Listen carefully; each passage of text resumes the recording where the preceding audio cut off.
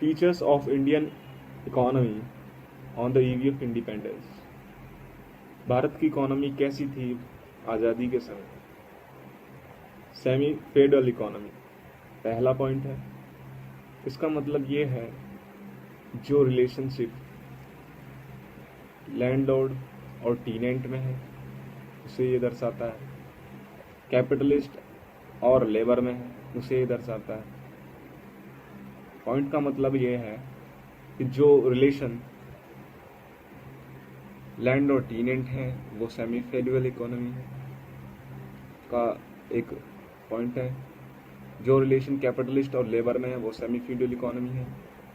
यहाँ पर पूरी तरह से कोई भी कैपिटलिस्ट नहीं है और हर कोई यहाँ पर लेबर भी नहीं है, हर कोई यहाँ पर टीनेंट भी नहीं है, तो ये सेमी फेडरल इकोनॉमी है, सेमी फेडरल इकोनॉमी। ठीक है।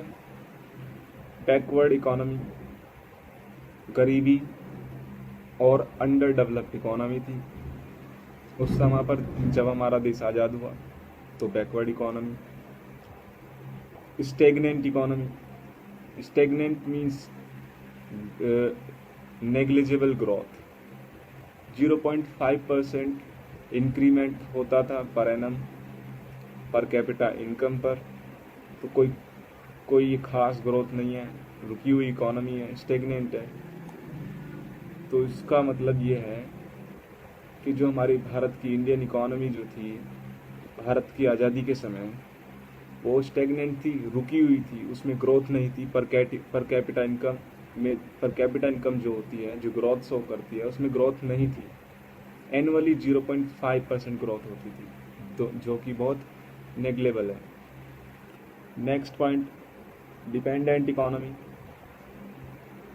निर्भर थी एग्रीकल्चर पर, क्योंकि हमारा हैंडीक्राफ्ट बर्बाद हो चुका था। अब हैंडीक्राफ्ट का कोई स्थान नहीं बचा था। जो भी पॉपुलेशन थी शिफ्ट हो चुकी थी। 1951 तक 72% लोग थे पॉपुलेशन के। 70 जो भी हमारी वर्कफोर्स थी उसका 72% एग्रीकल्चर में था, एग्रीकल्चर पर डिपेंड थे सब। तो ये डिपेंडेंट इकोनॉमी हुई। और ये पॉइंट है, जब हमारा देश आज़ाद हुआ तब हमारी इकोनॉमी डिपेंडेंट इकोनॉमी थी। ठीक है। नेक्स्ट पॉइंट है dependency on foreign trade. Foreign trade जो था उस पर डिपेंडेंसी थी। हमारा देश इंग्लैंड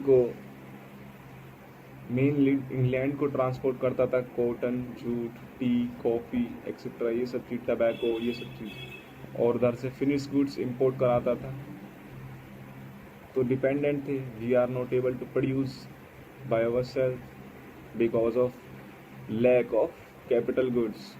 ये पॉइंट हमने पहले भी डिस्कस किया है।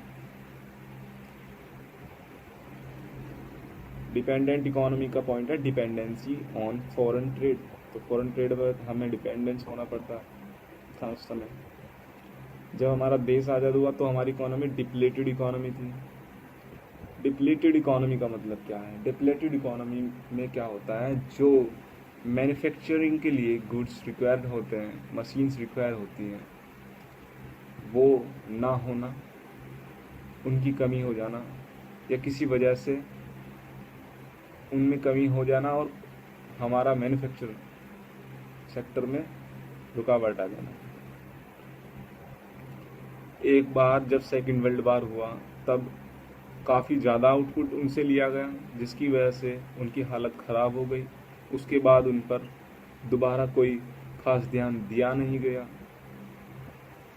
मशीन्स ख़राब हो गई, बड़ी मात्रा में उनसे आउटपुट लिया गया और उन्हें ऐसा का वैसा ही छोड़ दिया गया, जिससे हमारा ग्रोथ थोड़ा बहुत कुछ होता भी मैन्युफैक्चरिंग सेक्टर में, तो वो नहीं हो पाया। तो ये डिप्लेटेड इकोनॉमी है, जहाँ पर कैपिटल गुड्स की प्रॉब्लम होती है, वो डिप्लेटेड इकोनॉमी होती है। आज़ादी के समय डिसइंटीग्रेटेड इकोनॉमी थी हमारी। जो कि अंग्रेज़ करते हैं, डिवाइड एंड रूल, वो हम सब जानते हैं। हमारा देश में से एक देश बना दिया गया पाकिस्तान, जिससे काफ़ी लोगों को प्रॉब्लम हुई।